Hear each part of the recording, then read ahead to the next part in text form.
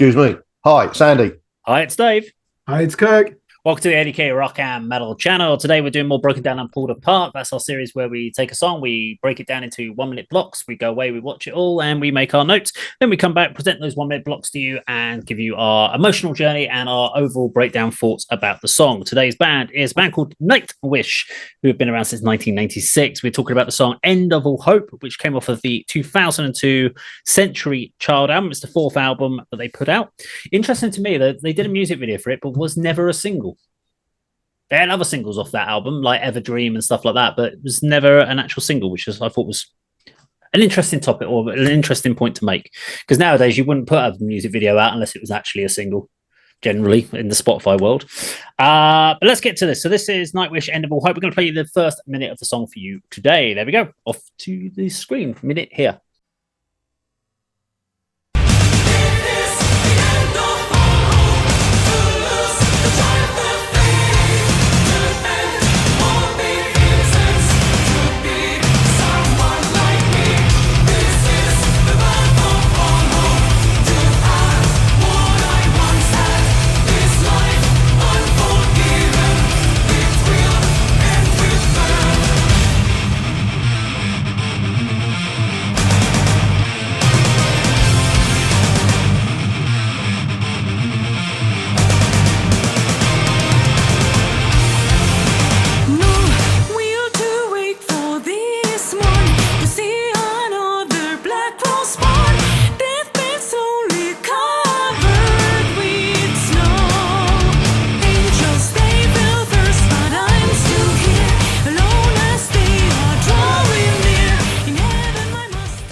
Okay, classic first minute there. So it's classic symphonic metal, isn't it? It's dramatic intro, build up, classic Nightwish sound. Instantly starting, cut into the early footage. What's really surprising with me is I'm so used now to watching Nightwish videos where they cut to concert footage and being these massive festivals where they're headlining. And this is such like small little festival stage, whatever, playing to like some people in a car park festival type thing. It's so funny just to see that early footage of them. And 15 seconds in, we're getting this almost new wave of British heavy metal galloping vibe to the song. It's not new wave, but it's got that same sort of galloping. They've got this dirty raw guitar tone, which I think has been lost on later albums. Because one thing we've always said about Nightwish is when Thomas is doing his keyboard pitch, you lose the guitar tone. You certainly don't on this song. Guitars were really strong in the mix here, and I kind of regret that they've lost that in a lot of their songs. We've lost that guitar. Thomas was there on keyboards, but he wasn't overpowering everything. I thought this was great. It was brilliant balance of instrumentation throughout. Vocals are delicate, but for me, because it was just basically everything else had dropped out and it was just mainly the vocals left in there for me, they're too delicate. They lack that impact early on because everything else has dropped off. So that she locked any raw power at this point. They do get better once everyone else, as they sort of, as other instruments start to join in with her, it balances in the mix. But I don't know what it was.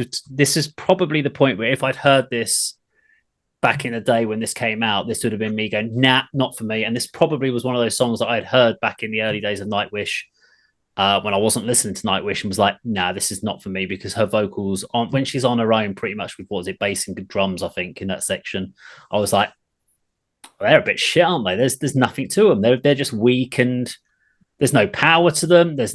She's precise, she's delicate, but there's nothing being projected there. There's no emotion part of it to me. I was just like, But then as the other instruments come in, I was like, okay, she sits nicely in the mix there and it actually all complements each other. So I don't know what it was. It just, initially on it, I wasn't a big fan of them, but I have grown with Tarja's vocals and I do appreciate them. Still not my favorite Nightwish vocalist, but I do appreciate what she delivers for them. Andy, you're talking out your arse, Dave. You are talking out your arse, Dave. I've listened to the same song. Power of Tarja's vocals is my first line. And you commented earlier that you like the Alice in Chains song because the vocals kick in after about 10 seconds. You didn't like the broken calling 1 minute intro before the vocals kick in. Unusually, it's bang, off the mark, Tarja's vocals, with unusually the chorus of the song repeated twice. Mm. And I think she is my favourite Nightwish vocals. Absolutely love this song. There is power there, especially in the first part where she sings the chorus. Like you, I completely agree. The guitars are prominent in this song, which is great. I will say on the chorus, sorry, Andy, when I get to the chorus commentary, which is in the next minute, I do agree with what you're saying about the power in the vocals. Yeah, I mean, are we listening to the same take? I mean, I did watch your link. The vocal, it's the chorus that kicks off the song. Then there's a really good guitar riff, and then there's the verse, which is delicate, as you say, but it's still really well delivered by. Probably didn't look at the same version, but did we not? But let's carry on. Carry on with your commentary. Yeah. I mean, video. I did notice it was not the sort of usual vast sea of crowd that you usually see on Nightwish live performance videos. There seem to be random live clips from perhaps different shows or certain different angles, and it's intercut with. I did look into this because I thought it was a film that I haven't seen, but if I was to take a guess, was like a horror film called Lair of the White Witch, but it's not. It's a Finnish art student film that they kind of brought in and used parts of to emphasize that there's parts of this video. But I think this is a really strong opening song and a really good Nightwish track, which I heard first on the bootleg compilation that I purchased to sort of make my gateway into this band. So this is another sort of standout song that I remember from that particular compilation album, though I have got Century Child as well. Kirk? Yeah, you were watching the same version, you two. It's not immediately obvious that the song starts with the chorus. It's only in the second minute when you realize, that's the chorus, and that's what kicked off the song. So it is symphonic thrash metal from the first note. You're right, no introduction to build into a climax. It just goes straight in. It's good to hear the guitars take a more prominent role in the earlier albums of Nightwish. And at 29 seconds, he comes in with riff number 2. Do you know what? Nightwish in 2002, there was no way they were going to get my attention. And that's really through no fault of my own, because where did you get music from? Print media, recommendations in Kerrang, Metal Hammer, Terrorizer, MTV2. They were never going to be played on that. MTV2 in 2002 really was just American and British music. Yeah. The broadcast we got, they kind of looked down upon European metal. Even stuff like In Flames was never going to get a look in. So there was no way I was going to discover it through there. Terrorizer did cover all the European bands and made a point of actually saying, look, we don't just cover American and British artists, but they're not extreme enough for them. So they never really got positive reviews in there. And finally, I didn't have word of mouth for someone to say, check this band out and, go on Napster and download it. So it really passed me by. But this is one of the better songs that I've heard from them. I've heard quite a lot of songs at the behest of you, Dave, because I know you're a fan of this band, and they have arguably the most loyal fan base in contemporary metal. So we know that everyone's always talking about them. But yeah, it's a good start. And yeah, it did surprise me to see them playing, a niche Northern European heavy metal festival in the live shots.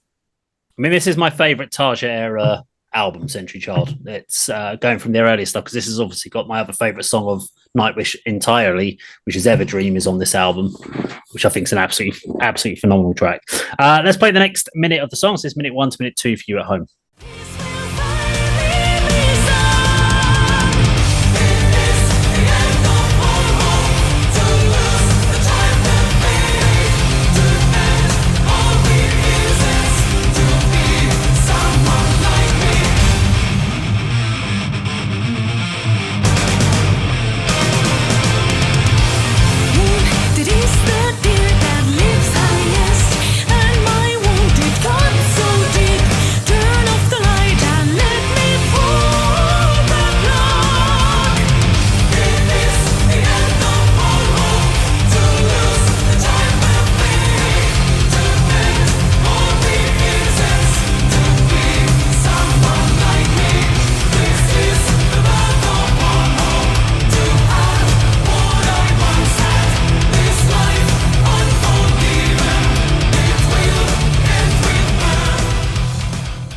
So this is where we get the full proper chorus, is what I picked it up as, where everything's kind of full in. There's power. It's great. It's layered vocals. There is power. It sounds great. Classical influenced, which is obviously what we say about symphonic metal anyway.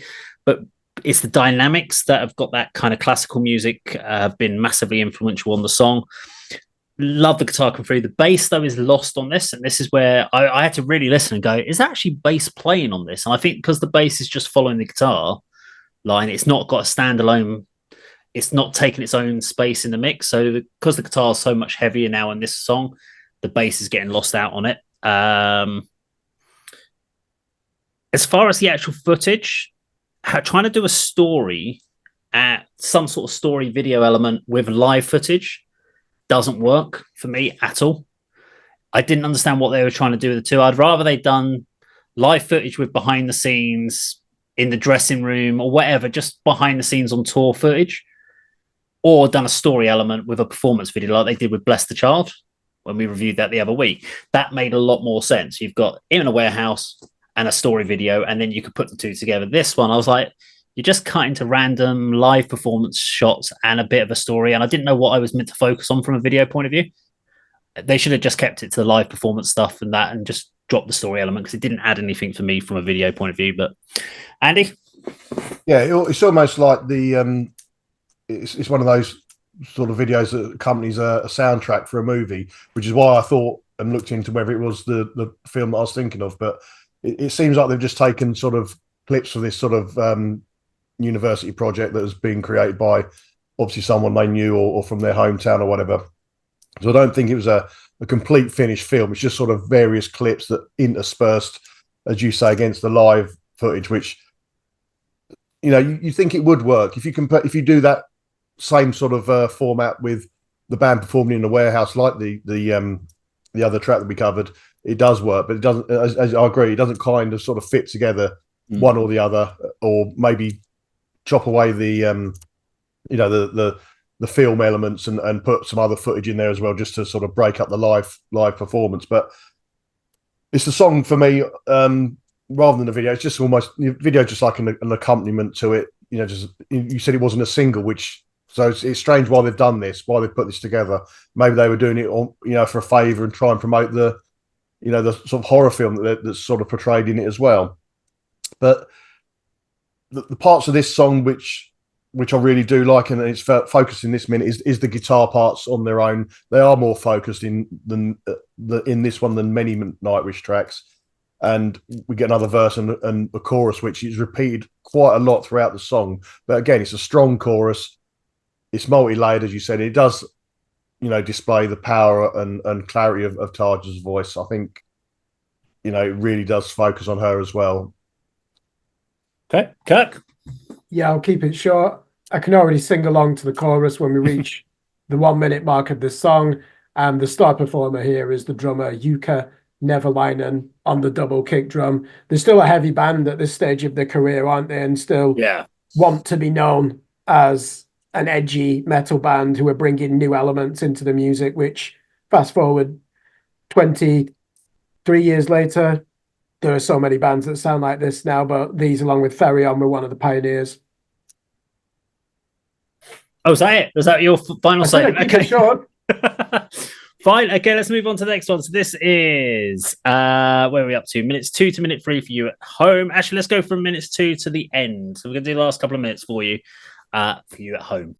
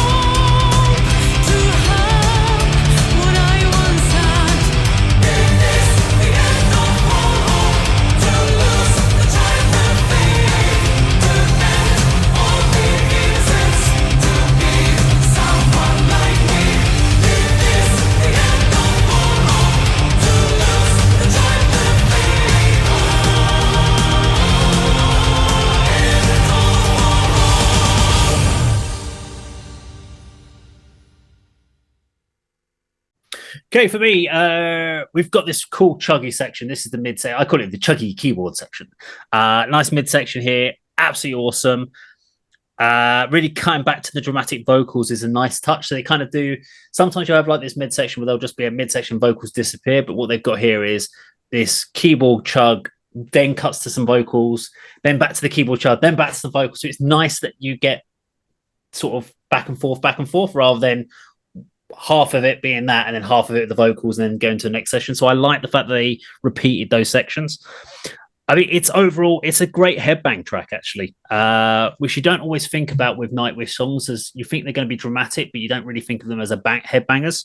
The delicate vocal work really well, and actually provide a really nice balance to the heavy guitar. So even though I said at that very beginning part, when she first does the proper verse, when she comes in with the verse, when it's just drums and bass and her, I felt she felt just too exposed, the vocals, because she had no room to hide behind anything else. It was just her being very delicate. And because we just had this galloping section beforehand, it felt like all the power had lost out the song. But when everything else kicks in, she sounds great and it sounds phenomenal. So yeah, one of my favorite Nightwish tracks. Andy. We got different sort of it's almost like a second chorus from Tarja, where she sings "Chameleon without a face." You know, that line, that sort of alternated with the keyboard parts you were referring to, Dave, which I really liked as well. There's sort of like a percussive riff as well that I liked in this section. At 2:15, did you spot the really hilarious moment where some sort of white vampire creature descends vertically? No, grabs the protagonist and then ascends again after grabbing him around the head. That was quite funny. There's a good solo just at the 3-minute mark, which I really enjoyed. The chorus is repeated, several times again before the end of the song, but this song really does, I think, showcase Tarja's vocals, and it's one of the strongest Nightwish songs from this period. And yeah, absolutely love it. One I'm very familiar with, and one I really, really enjoy. Hadn't seen the video before. I think it was kind of just put together quite quickly and put out for some reason, as I say, maybe to help and give a bit of exposure to the guys who created this little horror film. Okay. Kirk. Yeah, with this, there's nothing spectacular or original, is there, about the guitar riffing, but it guides the song rather than the keyboards. And the latter day Nightwish albums, it always seems to be the other way around, doesn't it? Where the keyboards are really the driving force, the engine of the songs. The solo is quite impressive. Nice bass fill as they lead back into the chorus. Andy, I think you're right. It's such a powerful chorus that they do labor it somewhat. And it does get repeated numerous times, doesn't it? To me, like melodic death metal, symphonic metal was exciting in the late 1990s, but I've heard it so many times and there are so many Nightwish clones around that it seldom leaves an impact. It's even got to the stage now where someone will show me the early Nightwish material and I can say, oh, that's what's influenced X, Y, and Z. But I don't really enjoy it as much. So what I guess I'm criticizing them for is being overly influential and too successful, which sounds ridiculous, but it is. There's a clear formula. I know, exactly. There's a clear formula to this song, and there's nothing really unpredictable about it. But I do like, you're right, Dave, I do like the guitar tone. They seem to have dropped this from their sound. There's a real bite, there's a real edge to it, which, as we will see later on, they seem to just dilute further and further with each new album. There we go. Nightwish, End of All Hope. If you enjoyed our video today, please do like, share, and subscribe, and we'll see you on the video sometime very soon. Take care.